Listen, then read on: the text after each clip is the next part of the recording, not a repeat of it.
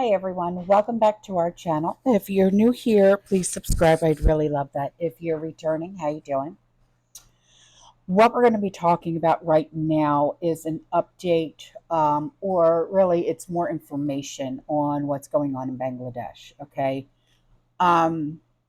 The chaos and the crazy that has taken place in the UK and now in Northern Ireland is now trickling over to Bangladesh, okay? So that's just like the short story, okay? So now the massacres, the ethnic cleansing, okay, of Hindus continue in Bangladesh after what many observers are calling and this is not my words, okay, this is the words of what people who are actually seeing this with their own eyes. They are calling this a US sponsored color revolution, okay? And this is apparently instigated by former U.S. Ambassador Peter Haas, Haas, and Assistant Secretary of State Donald Lu, LU, okay?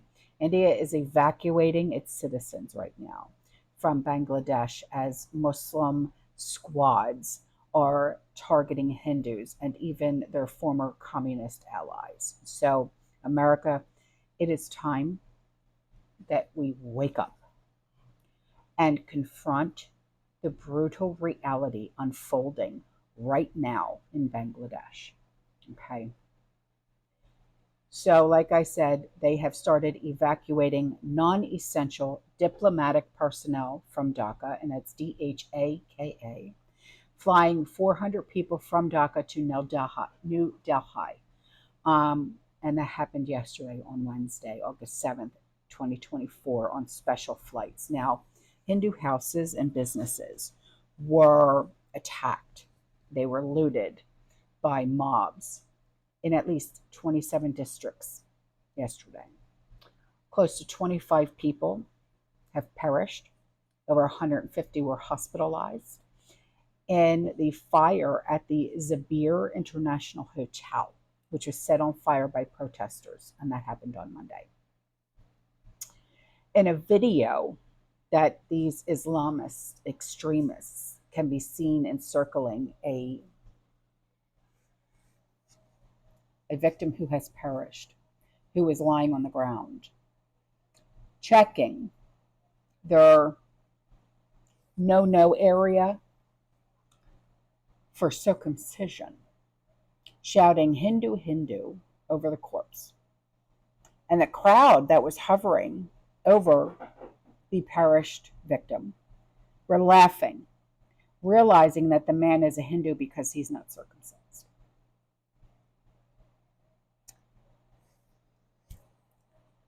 In what reality is this actually happening? Oh, that's right. It's actually this reality. So the Hindu home of a music star, his name is Rahul, and that's Rahul, Ananda, and that's Ananda, okay? He lives in a home that's 140 years old, okay, and that's in Dhaka. And it was looted and set on fire by a mob on Monday. And it destroyed his collection of 3,000 handmade musical instruments, okay? Now, this guy, remember, he is a music star, okay? He's a celebrity in Dhaka. No one is safe, okay? No, absolutely no one is safe in Bangladesh right now. Absolutely no one. Doesn't matter if you are a regular old civilian. It doesn't matter if you are a celebrity. It doesn't matter if you are a politician over there. No one is safe. No one.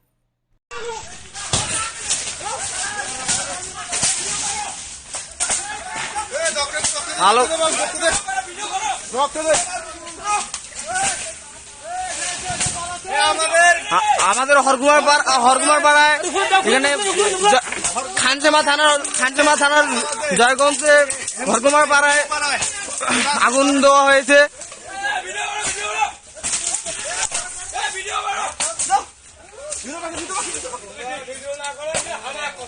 Video করেছি আমরা।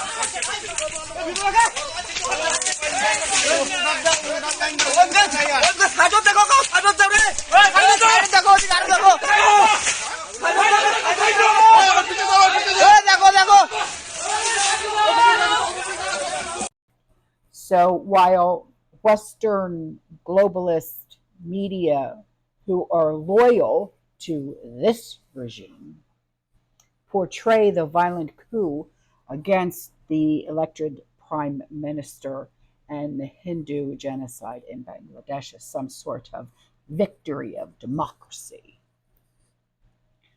Local observers have identified the U.S. Assistant Secretary of State for South and Central Asian Affairs, Donald Liu, as a key figure, like I said, in the Bloody Color Revolution playing outside in the world's 10th most populous country. So I hope this guy can sleep at night. Just saying. And welcome back. Time now for the nation's sharpest opinion. And tonight, ladies and gentlemen, I want to show you the pictures of the chaos in Bangladesh. And as I show you these pictures of the chaos in Bangladesh on a day when Sheikh Hasina, the democratically elected Prime Minister of Bangladesh, has been removed by the American deep state forces. Let me tell you, viewers, that when Rahul Gandhi goes to London and says the Americans must save Indian democracy, Western powers must intervene in Indian democracy, this is the intervention that he's probably talking about. Because when the Western countries intervene in any country's democracy, this is what happens. Now my question to Rahul Gandhi is, do you want this in India? Today, viewers, 3 points that we must make tonight. Firstly, do not think that what has happened in Bangladesh is specific to Bangladesh. This is what happens when the American deep state intervenes in any country.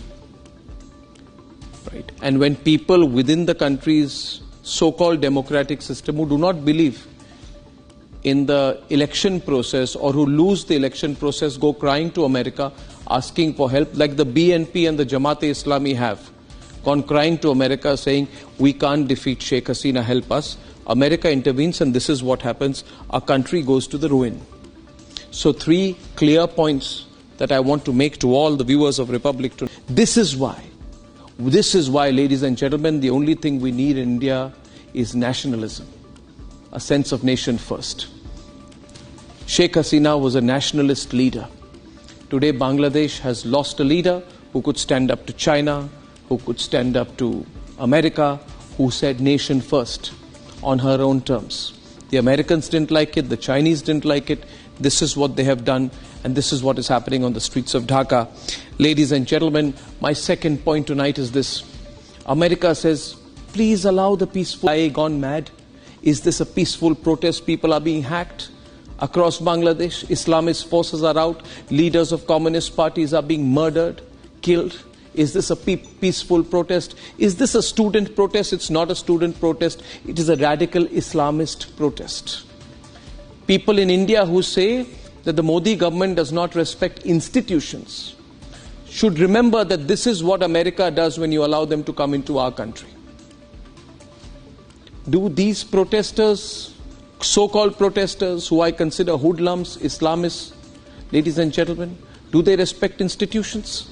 Did those who were behind Shaheen Bagh, when they blocked the roads, when they blocked the ambulances, when they threatened to burn the country, when what they did led to the stoning and the killing of 56 people in Jahangirpuri in Delhi ahead of Trump's visit, did they respect institutions? Did they respect the Supreme Court when it told them to pull back? Did they ever listen to the Supreme Court? No, they didn't. Did those Khalistanis respect? Did those Khalistanis who tried to pull down never will? Then remember, there is a political party in Bangladesh called the BNP which cannot legitimately win an election. And there are forces like the Jamaat-e-Islami in Bangladesh who want to change the very character of Bangladeshi democracy. Words today, ladies and gentlemen. Look at the situation in Bangladesh and never believe, I want to go back to the pictures, never believe that what has happened in Bangladesh today will not happen in India. We are a diverse country. It is unfortunate that in our country, people like Rahul Gandhi say India is not a nation. It is some kind of a negotiation. I believe in federalism too, but not at the risk of compromising Indian nationalism. We are a country with diverse languages, many religions. We are not an Islamic republic. We are not a country with one language. Hence, the complexity of our situation is much more than the complexity in Bangladesh. We should be extremely careful. Electronic voting machines, the EVMs, supported by Western powers. Why was it being done? So that Americans could come and say that, you know, the Indian elections are not fair. That is what they did when Sheikh Hasina won the elections for a fifth time. They said her victory is not fair. And I want to tell the Americans, who the hell are you to question elections in our part of the world, whether in India or in Bangladesh?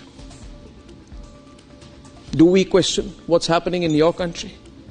Do we question that process? Should we question that process? And when you call these people peaceful protesters, should I remind the Americans how they handled what happened on Capitol Hill? Should we remind Trudeau of how brutally he broke the truckers' protest in Canada? Should we give the most recent example of Keir Starmer in the United Kingdom, who is issuing warnings against right-wing so-called protesters on the streets of Leeds and Brighton, all across the United Kingdom? When it comes to their own situations, law and order situations, they deal very sternly. When it comes to us, they say, be soft, be nice, engage with them. Ladies and gentlemen, once again, I repeat the 3 points. First point, those who want Western powers to enter India, they should learn a lesson from what has happened today. Or if not, if you are supporting those political parties who want Western powers to come into India, look at these pictures and ask yourself if you're doing the right thing. Secondly, these groups do not support institutions. Third, they are for sale. And fourth, ladies and gentlemen, they don't believe in elections. Now let's introspect and think about how this could have been applied into an Indian context. So pay attention, America. Open your eyes, open your ears, okay? Break out of, if you're even in one, break out of that damn bubble, okay? Break out of it and wake the fuck up, okay? All right, I'm out of here. All right, I'll see you in the next one. You stay safe, you stay positive, you keep prepping. And as always, fear less and pray. Pray for the people of Bangladesh. I know that they're not, of Christianity, or, they're Buddhist, I believe. Isn't that what Hindu is? I don't know. But it doesn't hurt to pray for them. It doesn't hurt. This sucks. All right, I'm out of here. Okay. Fear less.